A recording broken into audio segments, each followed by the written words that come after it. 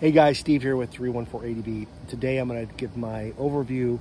It's about a 60,000 mile use, mostly dual sport adventure and some street riding with the Rev'It brand Tornado 2 riding suit, both pants and jacket.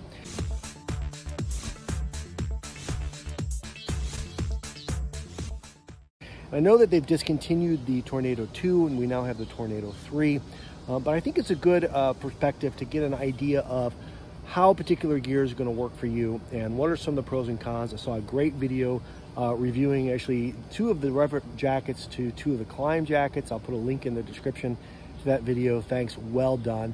But there were a couple things about that I thought were interesting.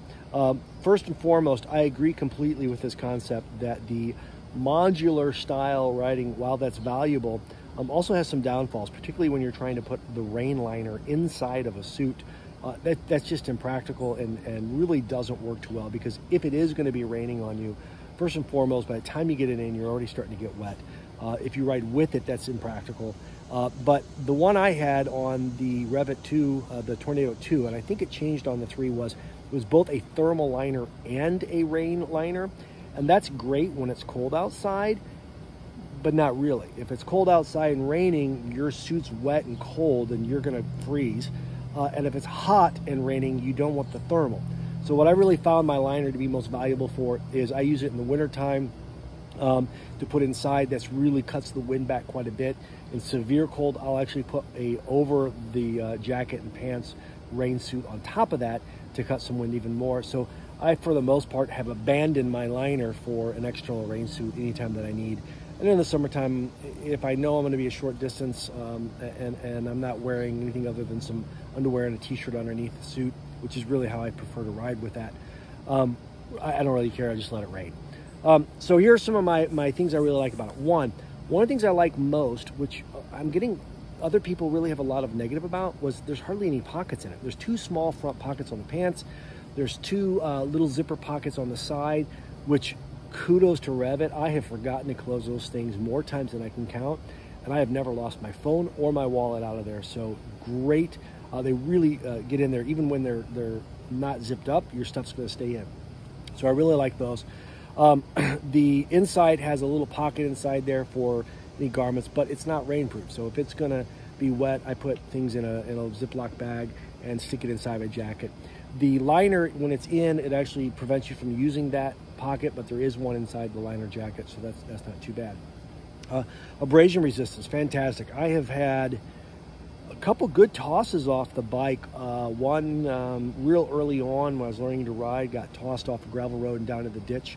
Held up really well. I've hit hard coming out of a driveway and hit a slip patch right on my shoulder and hip, and while I did have a little bit of a hip bruise and shoulder bruise for about 2 weeks, it protected it pretty well.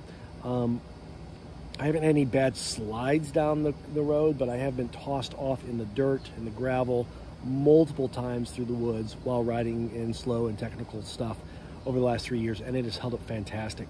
I've even stuck my jacket over my muffler and burned the fabric. It is not ripped anywhere beyond that burn spot, so the rip stop is fantastic. And I have actually caught the webbing on the mesh part of my pants twice, one above the knee and one below the leg. You'll see them right here. And those have not really gotten any worse. I finally sewed one back together. I'm just too lazy. They don't get bad, so we're good to go with her. The mesh is fantastic. I've ridden this in temperatures anywhere from 103 degrees down to about 16 degrees.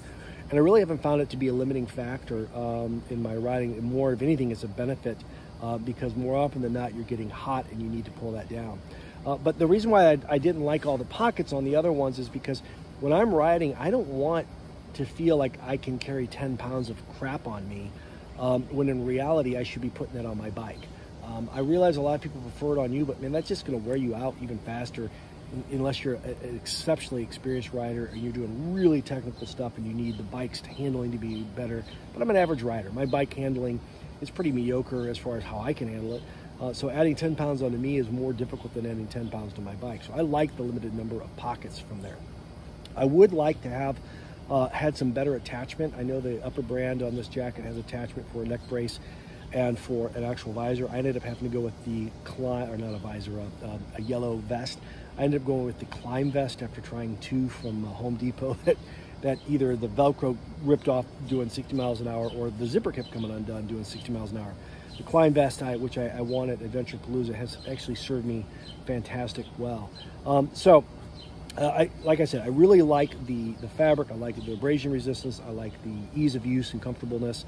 I like the fact that I can zipper the pants to the jacket, which really makes a big difference. What I don't like, other thing I really like, I love that padding. I did spend the extra $60, got the back brace. I really think they ought to include it into the cost of the jacket. It would be well worth it.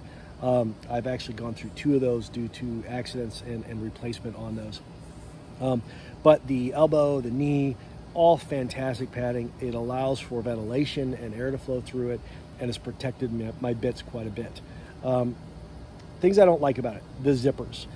For some reason, I've had zipper failure. Not only has the entire front jacket zipper failed on me, the inside zipper that holds the pant liner to the actual pants has failed on me, and then one of the pull tabs failed on my right boot leg.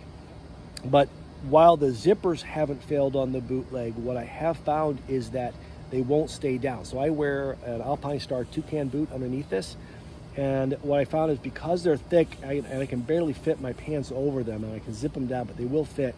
When I'm in a riding position, that pressure actually causes them to undo. So the KYY style zipper would be better. I thought that's what were on them, but they just do not hold the position. And then, you know, an hour and a half down the road, my pant leg is flopping in the wind, and I have to pull over, zip it down, and then it does it again.